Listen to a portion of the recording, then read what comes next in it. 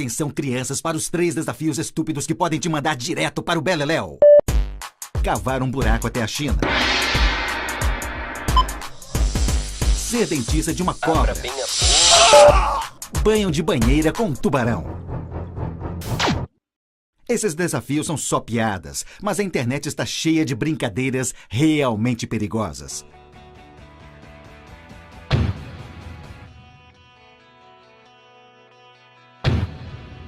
São brincadeiras com buzina, camisinha, silver tape, coisas que entre amigos a gente nem sempre percebe o risco, mas tem que ficar bem ligado para não confundir brincadeira com cilada. É porque uma brincadeira que não afetou um amigo pode ser fatal com você. Mostre que quem vence o desafio de verdade é quem fica de fora. Explique os riscos para eles. Nunca compartilhe os desafios e tenha coragem de dizer não. Coloque sua vida em primeiro lugar.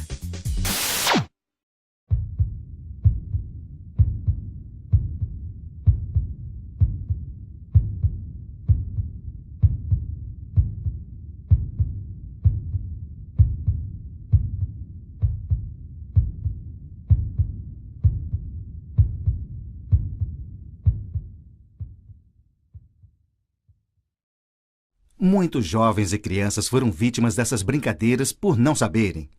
Agora você já sabe. E o seu compromisso é compartilhar este vídeo em suas redes sociais.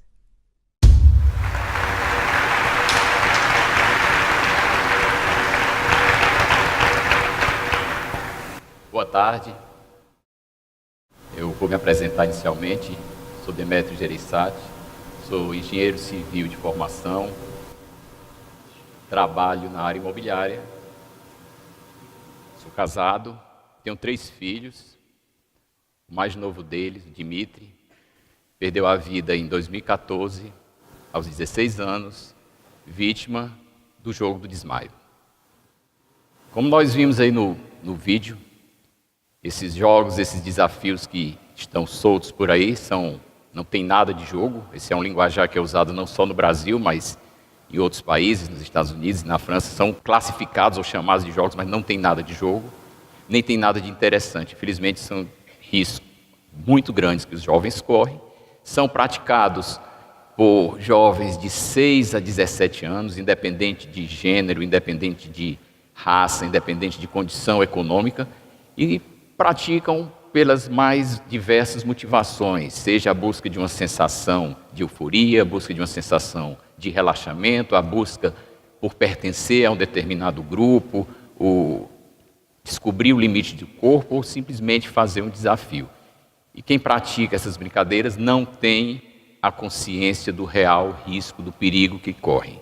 E, infelizmente, muitos casos terminam em morte ou em sequelas irreversíveis. As brincadeiras, a maioria delas, elas consistem em cortar o fluxo de oxigênio, e esse corte de fluxo de oxigênio, e que os jovens imaginam controlar e não controlam, terminam aí, como nós falamos, em acidentes. Essas brincadeiras, elas não são novas. Na verdade, acontece isso há muito tempo. O que mudou foi a forma de divulgação. Com o avanço das conexões, com o avanço da internet, vem evoluindo de uma forma muito rápida a informação e o conteúdo que se consome. Então, em 2010 existiam 500 vídeos com esse tema jogo do desmaio. Agora, o último número que nós temos, já existem 18 mil, só em português, a nível de Brasil.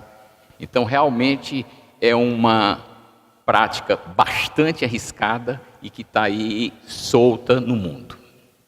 Quando se passa por uma situação de revés, um acidente como nós passamos, é muito importante para que a aceitação venha, que se tenha a compreensão.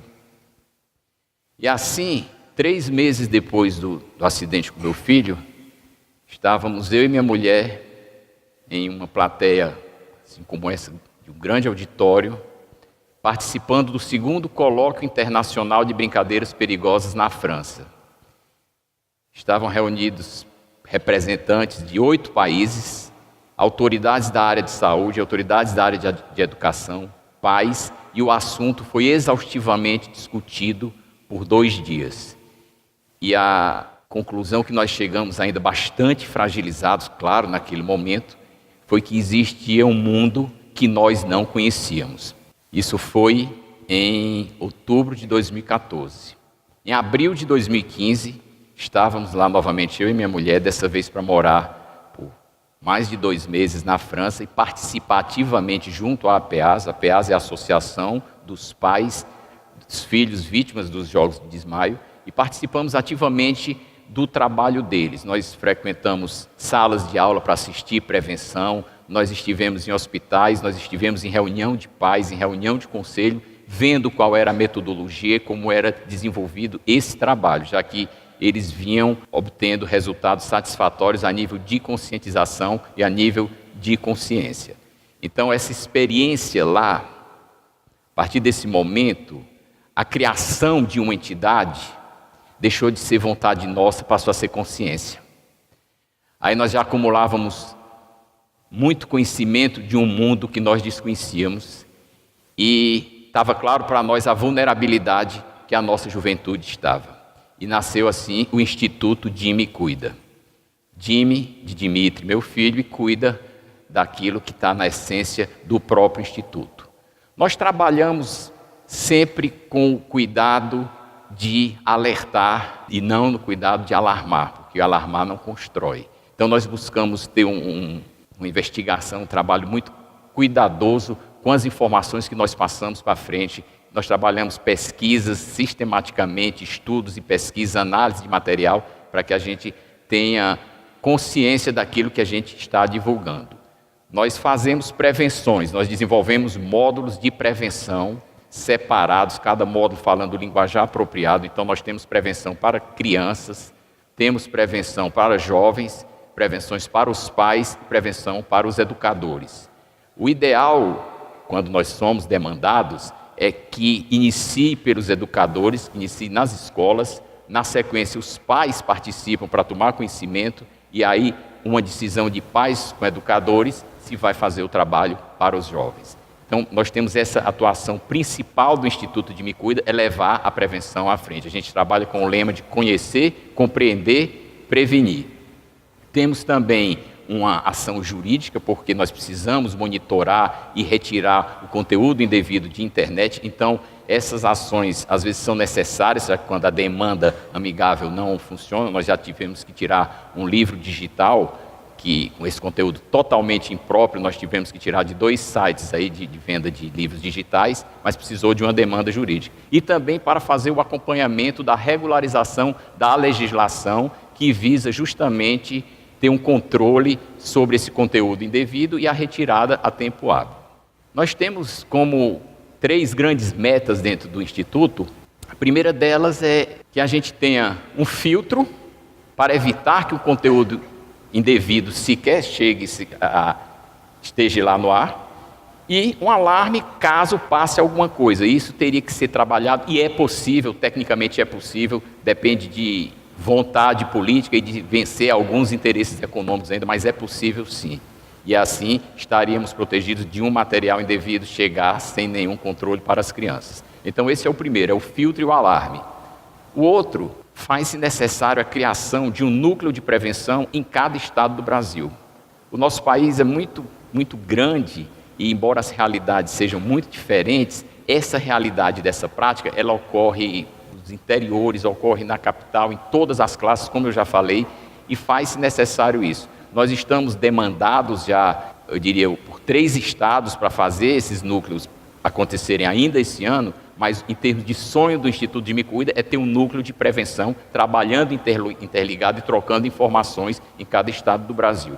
E o outro que a gente precisa, para que seja compreendido, é a criação, a implantação da autópsia psicológica. Isso é uma ferramenta que já existe em outros países, ou alguma ferramenta semelhante que faça com que, em caso de acidente que leve à morte, essa morte seja classificada corretamente.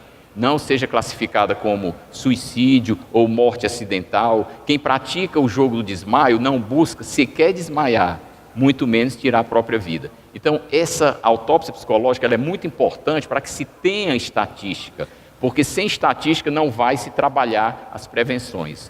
Numa única pesquisa que nós temos conhecimento que aconteceu no Brasil, para crianças de 9 a 17 anos, que já não são tão crianças e adolescentes, jovens, 40% já havia praticado o jogo da não oxigenação pelo menos uma vez. Então isso realmente é um dado bastante preocupante. Algumas realizações do Instituto que merecem ser trazidas para conhecimento. 14 meses depois da participação do acontecido com o Dimitri, nós realizamos aqui em Fortaleza o primeiro colóquio internacional no Brasil de brincadeiras perigosas. E trouxemos as pessoas da França nesse momento, trouxemos a pessoa do representante da entidade da África do Sul e convocamos a sociedade e pais, educadores, psicólogos, médicos para debater, para conhecer o assunto. Infelizmente não é um assunto agradável para apresentar, mas precisava ser apresentado. E esse colóquio nós tivemos uma resposta muito positiva a nível de conscientização do que estava acontecendo no mundo e até então no Brasil nós não sabíamos. No ano seguinte, em 2016, nós realizamos o segundo colóquio internacional, que seria como um fechamento. Dessa vez vieram os participantes dos Estados Unidos, inclusive um detetive que chegou a mudar um laudo, ele deu esse depoimento aqui, chegou a mudar um laudo classificado erradamente depois que tomou conhecimento da existência das brincadeiras perigosas. E logo depois desse segundo colóquio, infelizmente aconteceu um acidente no interior de São Paulo com um jovem, eles estavam lá jogando online e tal, alguém desafiou alguém para praticar o jogo do desmaio e depois aí, felizmente, o garoto acidentou-se e morreu. E nesse momento, nós do Instituto fomos bastante demandados em busca de conhecimento, porque cada vez que acontece um acidente desse, é meio que a sociedade entra em pânico, sem saber o que fazer, sem saber como agir. Então nós mantemos esse relacionamento com essas entidades internacionais, especificamente, o GESP na África do Sul, a PEAS na França e o Eric Kraus nos Estados Unidos, porque além de uma troca de informação, nós trocamos experiências e acontecimentos. Depois que nós iniciamos o trabalho no Instituto, já surgiram vários tipos de desafios diferentes e que igualmente perigosos e que nós não tínhamos conhecimento. Então nós trabalhamos meio de uma forma globalizada para acelerar as ações que são necessárias.